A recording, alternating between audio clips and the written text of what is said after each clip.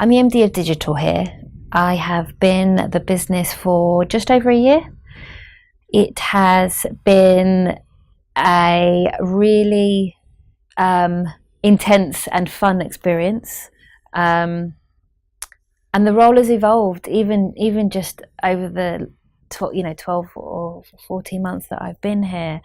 As the business has progressed and as I've begun to understand what the business needs on the digital side, my role has really evolved into various things, really. So the first thing is I'm responsible for the digital sales for advertising. That comes with responsibility for the digital marketplace and the way that we use our inventory for advertising, sharing that inventory in the right way with our other diversified businesses. So we have an events business, a subscription business, financial solutions and travel commerce.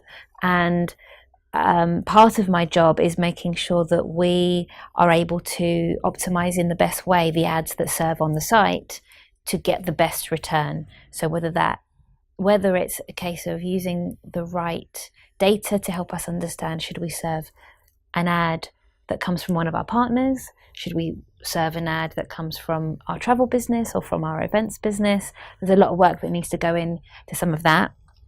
And then another part of my job is to work with the third-party platforms.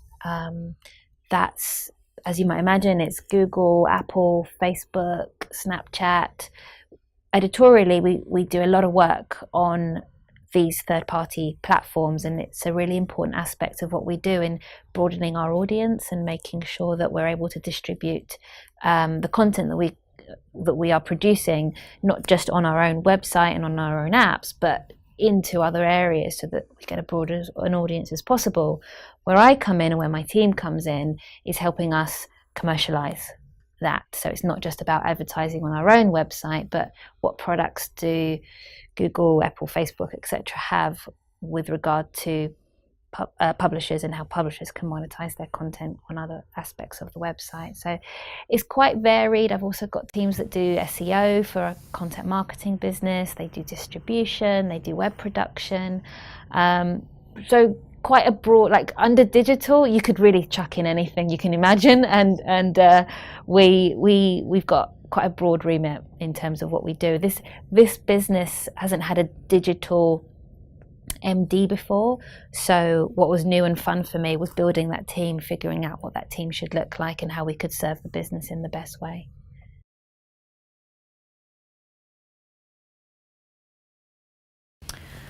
Well, we've got great examples of how we've done it. Snapchat, for example, we get huge amounts of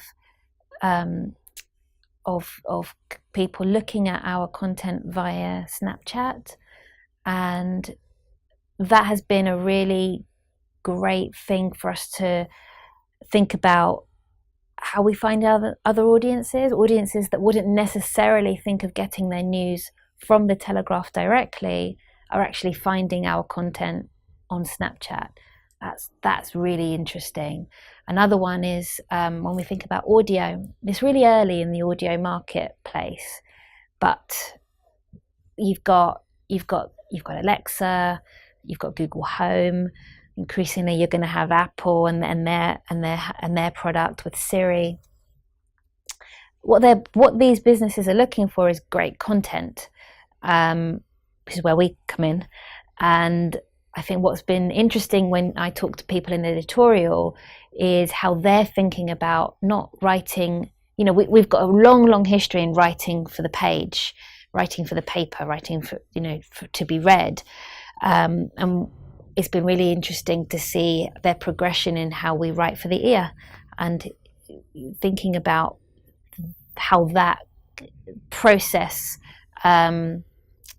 is working for the editorial team. What we also learned is that we were originally using the Alexa voice to read our content, to read our flash briefings, but it was a little bit too robotic, and we moved away from that to use a human voice, which has been good.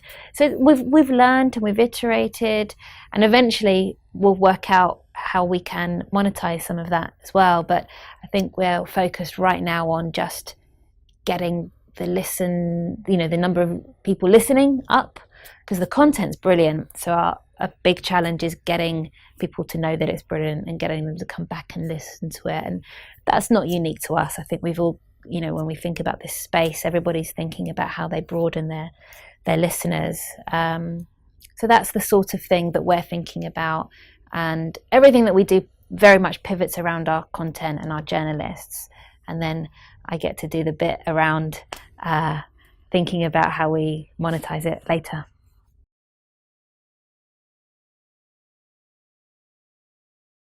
It is important, and I think we've had the success with Snapchat to prove to us that we can find that younger demographic.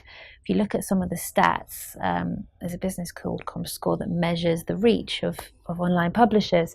We've got more students than The Guardian does, and that is in no small way down to the work that we've done with Snapchat.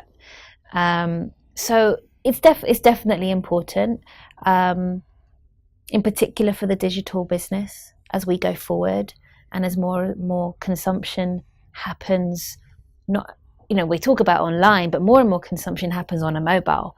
If you think about the habits that people, the way that people consume content, more often than not, it will be on a mobile. When they're watching videos, the stats suggest it's all on a mobile. So we've got to think about that. We've got to think about the content that we create in the ways, we've got to create it for the platforms and the devices that are being consumed.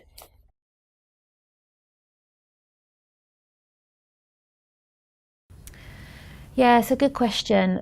More and more news is being read on social platforms, absolutely.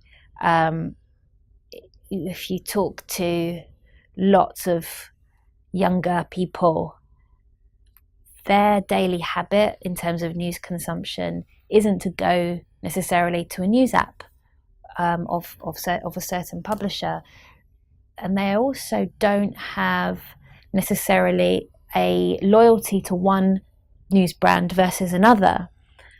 That's specifically on that age group and with regard to digital. So using social media has opened up opportunities for news brands to find other audiences, and that has been a good thing, absolutely, because when you're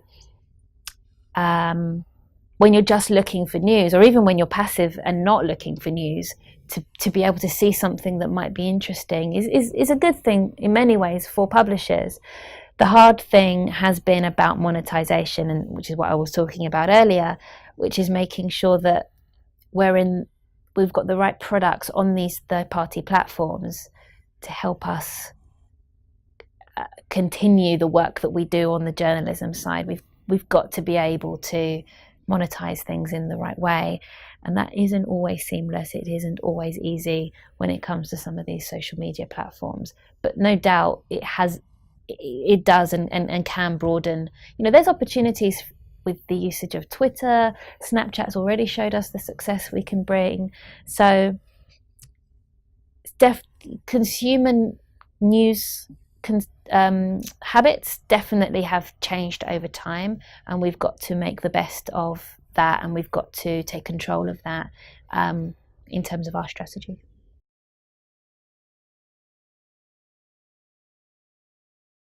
It is something I really care about, absolutely. When we talk about diversity and inclusion, what we're really saying is, or I'm really saying, is that I want our workplace to be somewhere that is welcome to everybody, and where people can come here and feel like they can bring their entire selves to work, that they don't have to hide aspects of themselves for fear of judgment, and that there is an accessible and inclusive environment for everybody. So it's broadening our ability to attract a wider pool of talent as well. The more diverse our business, the more diverse our ideas, and that's good for business. So it's a virtuous circle, if you like. When you bring people in with new ideas, that's only ever going to be a good thing for business. Um, and it's and I think that's that's a really important point to make, because we're putting something into society, and we do really important work with our journalism, and to be able to do that with diverse writers from diverse backgrounds, whether that's a different socioeconomic background or a different educational background, whatever it may be, we can tell richer stories with different experiences, and that's really important to me. And we should be able to tell stories for every aspect of society, and you can do that when you've got a diverse mix of people here. So it's good for society, it's the right thing to do, but it's also great for business.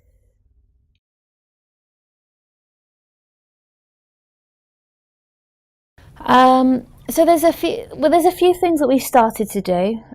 We didn't have a diversity and inclusion network here before.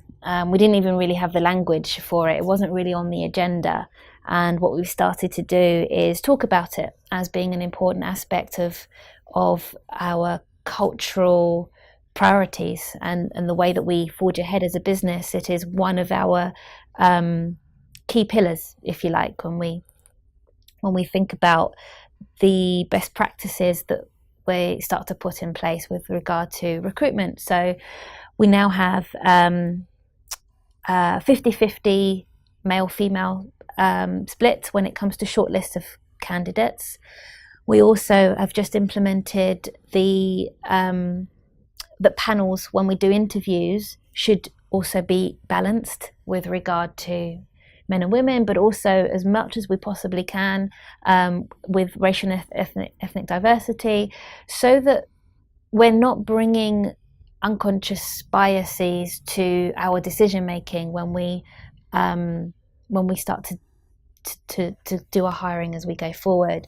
And we also saw some great work we recently hired, I think, 26 apprentices, and we did that through a blind CV process, and brilliant results of that. We saw 60, I might get these numbers wrong, but I think 66% female apprentices who we hired, and I think 44% from BAME, and it shows what is possible when we actively start to think about more diverse candidates and the ways that we can find them.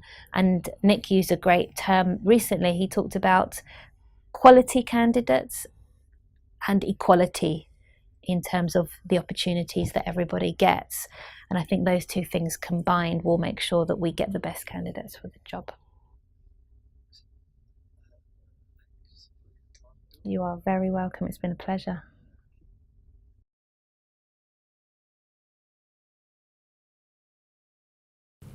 Brilliant. Good questions.